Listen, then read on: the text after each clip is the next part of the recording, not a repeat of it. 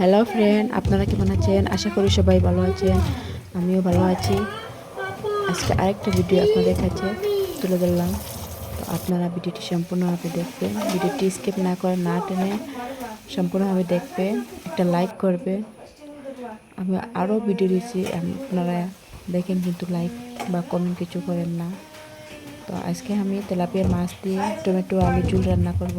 অনেক দিন ধরে রান্না করছি না, তো আজকে ভাবলাম টমেটো আলু তেলাপিয়া মাছ দিয়ে ঝোল ঝোল টাইপের রান্না করব। তো আপনারা ভিডিওটি সম্পূর্ণ দেখবেন। আশা করি ভিডিওটি ভালো লাগবে। তো এখন আমি এখানে পাতিল বসাই দিয়েছি, পাতিলে তেলটা দিয়েছি, মশলাপাতি দিয়া মশলা কষানোর পরে সবজিগুলো ডালবো।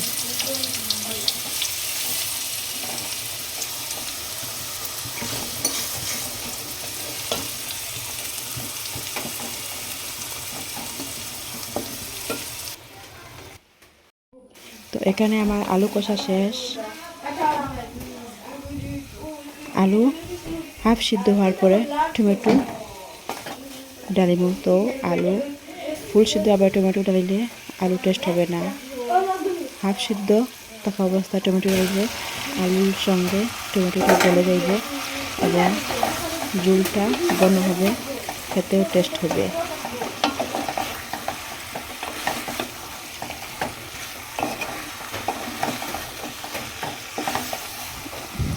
আমি আবারও বলেছি, ভিডিওটি দেখার সাথে সাথে একটা লাইক, ভিডিওটির যে কোনো ক্লিপ ভালো লাগলে একটা কমেন্ট এবং সাবস্ক্রাইব করবা।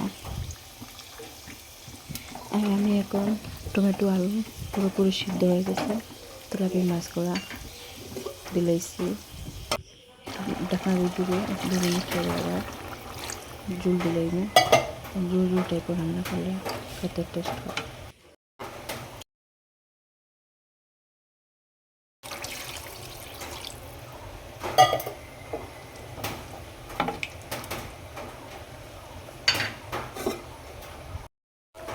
তো এখানে আমার আলু রান্না, আলু টমেটো ঝোল রান্না শেষ।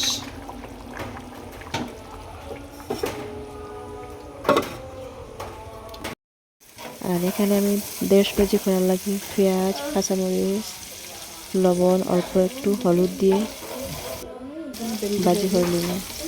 এখন 1.5 ডাল দিচ্ছি, পেঁয়াজ, কাঁচামরিচ আর একটু হলুদের গুঁড়া দিয়ে দেবো। 1.5 ভাজি শেষ। এখানে ছোটো ছোটো কাটা লেগেছি, বাজিয়ে রাখছে। মনে হয় বরং এটা ভর্তা বানাইলে। ছোটো ছোটো পিসিটা ছিল খুব টাফ, কিন্তু ভাবলাম ভর্তা বানাই।